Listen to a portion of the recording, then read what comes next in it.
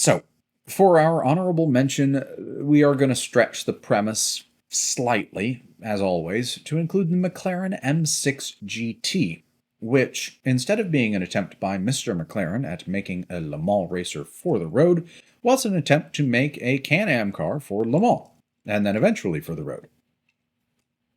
Building on his experiences at the French race with Ford and his own work in dominating the second Can-Am season. Which means, of course, that our story starts in late 1967, with the recently victorious M6A chosen for conversion to Le Mans spec. 1968, however, was a year that brought back some fun and interesting problems for those with relatively budget-friendly Le Mans ambitions. Ford's domination of the race in 1966 and 67, in which Mr. McLaren had, of course, played a not insignificant part, led to the rewriting of the rules that re-established a displacement cap for Group 6 of just 3 liters. I'm not sure if it was called Group 6 when they did that to Jag back in the late 50s, but you know what I mean. As Can-Am had no such restrictions, and thus McLaren's sports car experience was predominantly with V8s in the much larger than 3 liters range, Group 4 was really the only way to go.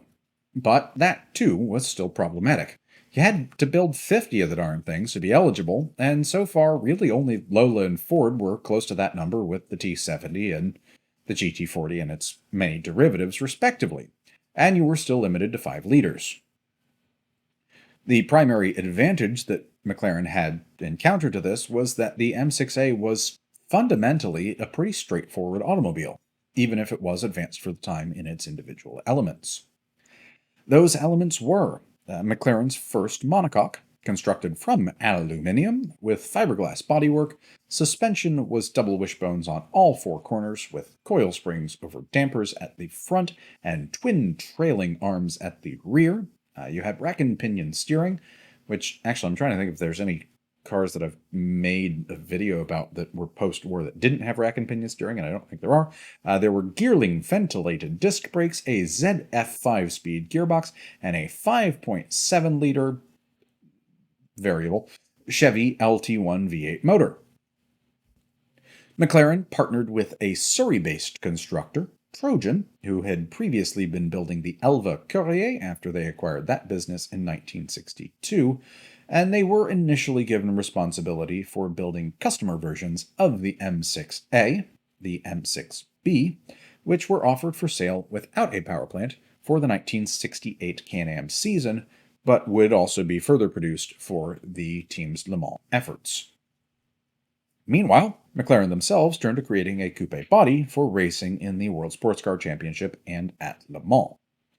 The design they penned largely resembled the base M6, but obviously wearing a hat, and with a slightly softer front and rear design to compensate for the greater drag brought on by addition of a windscreen and roof. This also made allowance for the fact that many of the World Sports Car Championship tracks were generally higher speed, lower downforce configurations than the twisty Can-Am tracks for which the M6A had been originally designed and optimized. However, the underlying mechanicals remained fundamentally unchanged, as the original plan was to just sell the 50 cars required to others who could then go presumably race them domestically or abroad. I also think that aesthetically it has notes of sort of Marcos Mantis in the front and Chevron B16 in the rear, but maybe that's just me. Thoughts on other resemblances in the comments below. Specialized moldings, who've been mentioned on the channel several times, were brought in to actually produce the bodywork shells, and mass production was authorized sometime in mid-1968, with some reports indicating that all of the panels needed to build the 50 cars required for homologation were built in one go.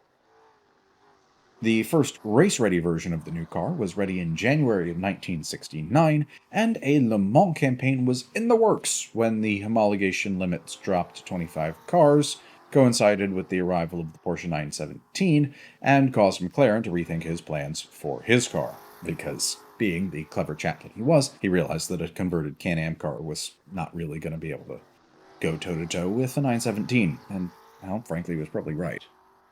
Nevertheless, 2 additional cars were built, with the first model sold to a David Prophet, who took its racing in 1970 without great success, surprise, surprise, after which it was sold to a Canadian chap that actually converted it for use as a road car. The second chassis was retained for use as a show car, while the third became Mr. McLaren's personal vehicle, with him planning to use it as a living, working testbed for refinements that would make their way into the first generation of McLaren road cars, based on the M6. McLaren's untimely death in early 1970 brought an end to the project, and the third chassis was bought by Denny Hulme. I think I said it right this time. Mean internet people. And shipped to New Zealand, although it has more recently been sold and now lives in the United States. Several additional coupes were constructed as replicas, using the leftover bodies and some M6B chassis, but it would take another 20 years before McLaren would produce their first true road car, the inimitable F1, which also fulfilled Mr. McLaren's long-held dream of an outright win for a car bearing his name at Le Mans in 1995.